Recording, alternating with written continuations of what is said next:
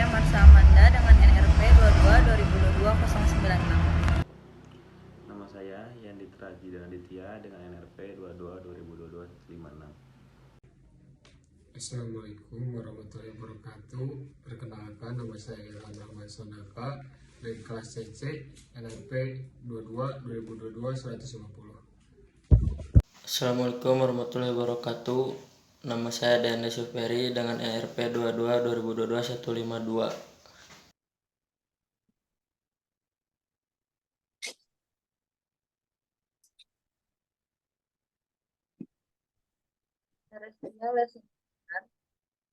Sesuai dengan namanya, instrumen ini memanfaatkan teknologi laser untuk akuisisi data survei, di mana data yang dihasilkan umumnya merupa titik-titik yang juga merupakan koordinat dari objek atau lingkungan sekitar secara real. Data dari laser scanner kemudian ditampilkan dalam bentuk tiga dimensi yang tentu saja akan sangat berguna untuk kepentingan rekayasa engineering dalam berbagai aspek. Dan menggunakan instrumen terrestrial laser scanner juga termasuk klasifikasi survei terrestri. Kenapa? Karena kembali lagi ke pengertian terrestri sendiri, objek dari observasi survei tetap berada di permukaan bumi dengan pemanfaatan instrumennya pun juga di atas permukaan bumi, bukan pesawat dan juga bukan satelit.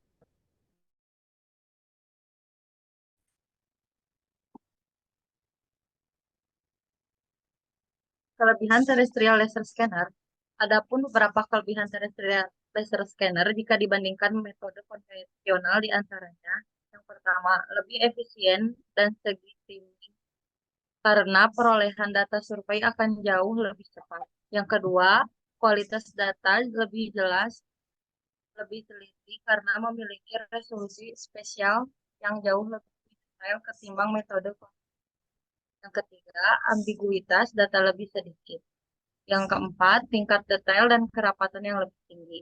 Yang kelima, cara pengolahan atau akuisisi data yang lebih aman karena juga menggunakan prinsip survei dengan penginderaan jauh atau metode sensing. Yang keenam, proses akuisisi dan penerimaan data yang relatif tidak menggunakan proses. Yang terakhir, hasil yang berupa point cloud yang bisa digunakan dan ditinjau kembali oleh pihak lain sehingga dapat secara signifikan meningkatkan keefisienan pekerja terutama di bidang.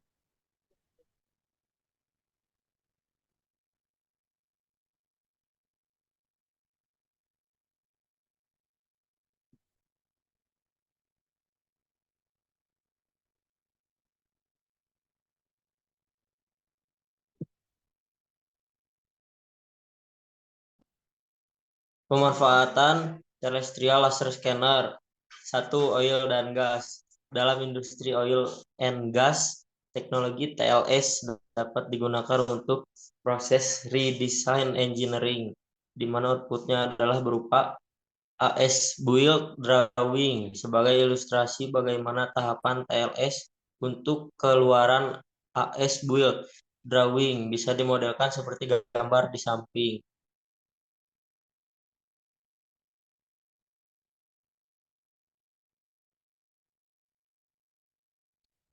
Laser scanning survei di atas adalah berupa wellhead yang terdapat pada lapangan geothermal. Deliverables yang diperlukan dari hasil pengukuran ini adalah berupa data wellhead layout, koordinat point, piping koordinat point, wellhead dimension, dan wellhead orientation.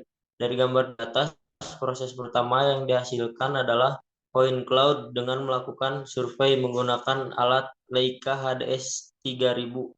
Kemudian proses selanjutnya adalah memproses data dan merubahnya menjadi 3D model atau permodelan 3 dimensi menggunakan perangkat lunak dari terrestrial laser scanner itu sendiri. Setelah dimodelkan secara 3 dimensi, proses selanjutnya adalah mengkonversi dari gambar 3 dimensi menjadi gambar 2 dimensi. Data permodelan 3 dimensi sendiri sangat diperlukan dalam proses untuk mengetahui sebuah layout dari sebuah equipment. Di samping hal tersebut, data informasi jumlah equipment, dimensi pipa, jumlah elbow, valve, instrumen, kabel tray juga dapat diketahui.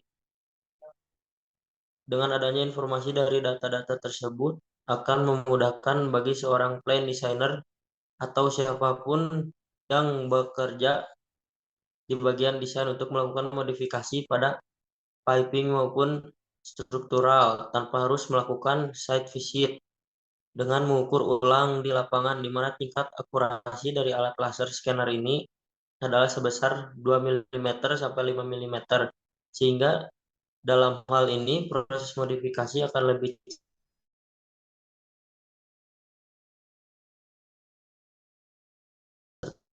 serta mengurangi risiko konstruksi. Tentu saja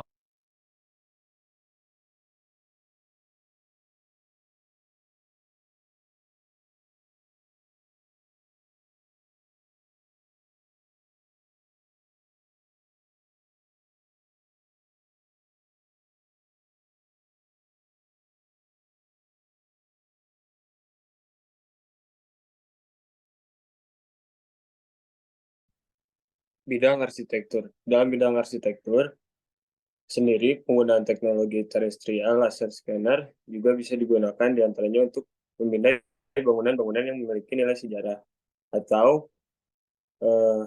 heritage yang tinggi. Seperti yang baru-baru ini dilakukan oleh Dinas Kebudayaan Daerah Istimewa Yogyakarta yang mana memindai Tugu Pal Putih atau lebih dikenal masyarakat dengan nama Tugu Jogja. Gambar di samping adalah pin cloud hasil pemindaian area-area yang hitam. Seperti bayangan yang nampak di antara point cloud adalah area scan yang terhalang objek. Karena scanner ini tidak dapat mencapai dan memindai objek yang terhalang. Objek yang bisa memblok tembakan laser tidak hanya benda padat, tapi juga benda-benda seperti asap tebal, kabut tebal, tetesan air hujan, itu semua akan menghalangi objek yang ada di belakangnya.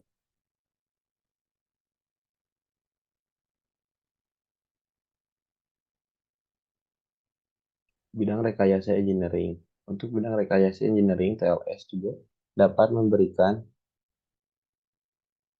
kontribusi yang lebih dengan pemindaian yang lebih rapat dan teliti akan sangat berguna bagi seorang engineer dalam membantu pekerjaannya. Adapun contoh survei yang bisa digunakan untuk proses rekayasa engineering, diantaranya survei dan dokumentasi 3D di bangunan untuk menghasilkan informasi elevasi, rencana lantai, dan sebagainya. Survei untuk menghitung volume secara akurat, misalnya galian yang timbunan dan pada perusahaan tambang.